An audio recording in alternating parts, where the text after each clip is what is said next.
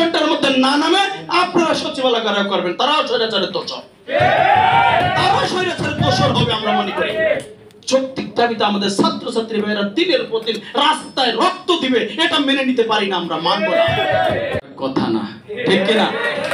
এই যে ৩৫ আপনারা চাচ্ছেন, আপনাদের সাথে একমত না, কোন একমত না, কোন বয়স থাকবে না, মেধার ভিত্তিতে হচ্ছে চাকরি।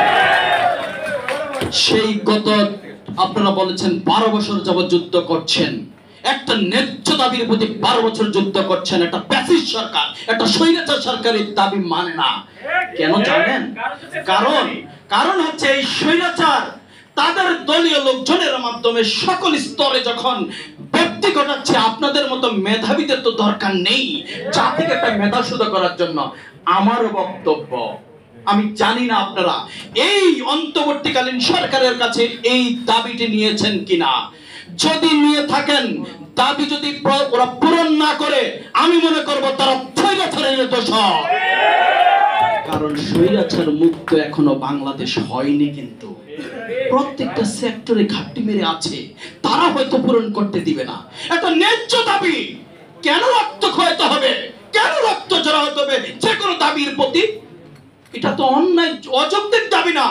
মজিবুল হক 70 বছর বয়সে বিয়ে করতে পেরেছে, আপনারা 34 বছরে আপনারা চাকরি করতে পারবেন, এটা কোনো যৌক্তিক?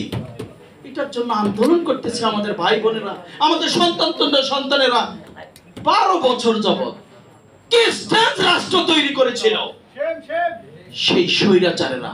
আমাদের সেই স্বৈরাচার তো এখন নেই।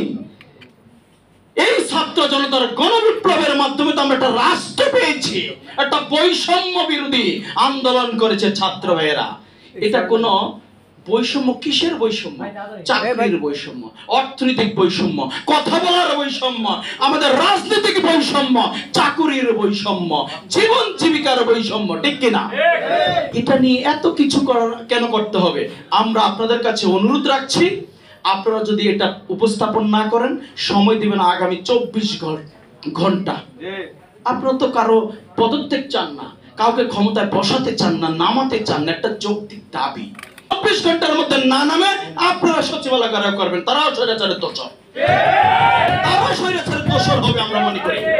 যৌক্তিক দাবিতে আমাদের ছাত্রছাত্রী ভাইয়েরা দিনের পর দিন রাস্তায় রক্ত দিবে, এটা মেনে নিতে পারি না, আমরা মানব না।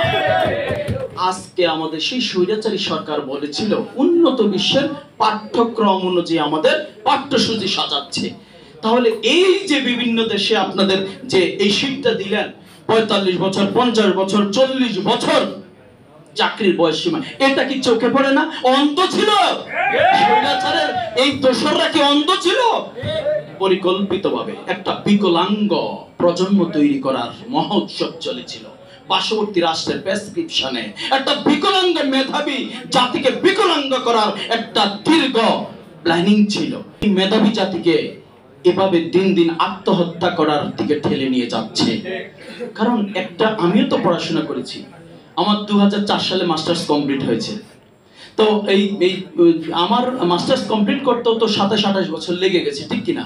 স্বাভাবিক কথা, 2 বছর 3 বছর একটা পর্যাপ্ত সময় না তাকে যোগ্য করে তোলার জন্য। আমাদের যে শিক্ষা ব্যবস্থা, আমাদের যে চাকরির যে ব্যবস্থা, এটা কিন্তু খুব পরিপূর্ণ না। তার জন্য 2-4-3 বছর এটা কিন্তু একটা পরিপূর্ণ সময় না। আমরা অনুরোধ করব, আপনাদের সাথে পুরোপুরি একমত।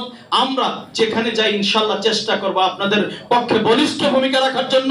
আগামী 24 থেকে 48 ঘন্টা সময় দিয়ে যদি এই দাবি পূরণ না হয়, প্রয়োজনে আপনাদের সাথে আমরা রাস্তায় থাকবো ইনশাআল্লাহ। সবাইকে